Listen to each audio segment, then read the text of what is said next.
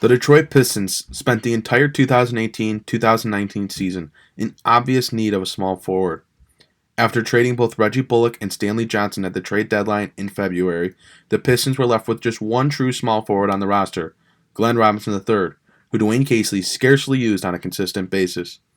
It is clear that they have a hole on the wing, but there is hope for Detroit on that front. The Pistons own the 15th pick in the 2019 NBA Draft, and a slew of swingmen will be available at that draft slot for Detroit to choose from. The best fit for Detroit, however, may be a prospect that would be considered a reach if selected at 15 in the first round. It's not the flashy but risky Kevin Porter Jr. or the bucket-getting Romeo Langford, yet rather a 23-year-old that was not even the number one option on his own team. Cameron Johnson, a 6'9 forward from the University of North Carolina, has proven to be the best option for the Pistons in the first round. Johnson played 5 seasons of college basketball. His first 3 came at the University of Pittsburgh before he transferred to UNC. Now he is a projected first-round pick in the NBA draft, and the Pistons should have Johnson at the top of their draft board come June 20th. Last season at North Carolina, Johnson averaged 16.9 points per game while demonstrating a smooth game, with his shooting prowess flashing as the fulcrum of his offensive weaponry. He shot 55.6% from the field and a flame-throwing 45.7% from the three-point line on 5.8 attempts per game. He made 96 three-point field goals while shooting the best percentage in the Atlantic Coast Conference. He had 5 games in which he made 5 or more three-pointers in the game and knocked down 7 three-pointers while scoring 27 points in a win against Wake Forest in February. Johnson's shot is launched with ease and looks pretty coming out of his hands.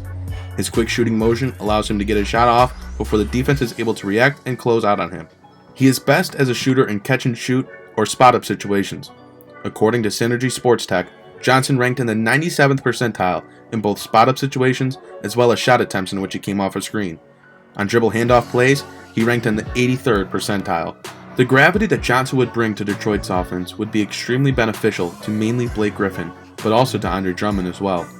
Johnson is the best shooter in the draft without question, and dispensing him into a lineup with Griffin, Drummond, Reggie Jackson, and Luke Kennard would give the Pistons a great deal of shooting on the outside.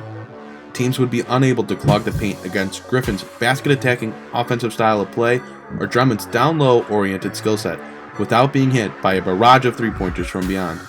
It would be a hand-in-glove fit, at least on that side of the court. But he can do more than just catch and shoot. While he isn't the most refined ball handler, he was still able to put the ball on the floor and shoot it at a successful clip. He ranked in the 66th percentile on jump shots that came off the dribble. In isolation, he averaged .792 points per possession, which placed him in the 51st percentile. He wasn't much of an isolation scorer at the college level, and he certainly won't be using that role in the NBA, but when called upon to score in isolation, he was still able to do so. There is more to Johnson's game than his ability to shoot and score the basketball. He takes advantage of his lengthy frame for a wing and is a very good rebounder for a small forward. He averaged 5.8 boards per game and possessed a 10% rebounding percentage. He doesn't watch the ball when another person is shooting. He is savvy when it comes to positioning himself down low for defensive boards or second chance opportunities at the other end.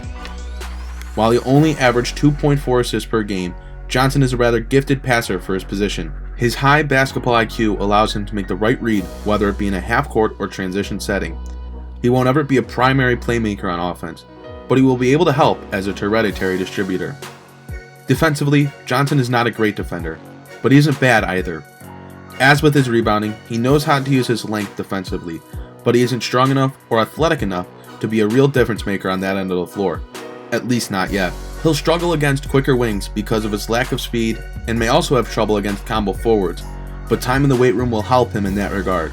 Not having an NBA level amount of body strength is a common flaw in a good amount of players who come into the league, but it is something that can be improved upon with the right conditioning. Perhaps the biggest knock against Johnson is his age. He's already 23 years old, which takes some of the allure of selecting a young and undeveloped prospect in the draft away.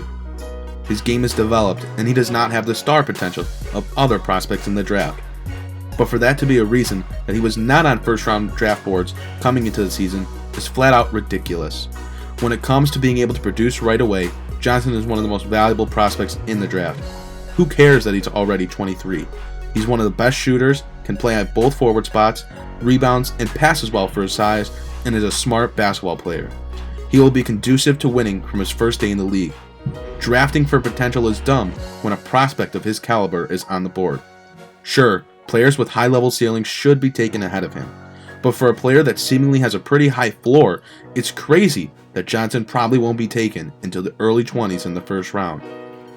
Many would consider taking Johnson at 15 a questionable reach, but for a team that is trying to improve as cheaply and as quickly as possible while they have Blake Griffin playing elite basketball, calling Cam Johnson's name on June 20th makes all the sense in the world for the Detroit Pistons.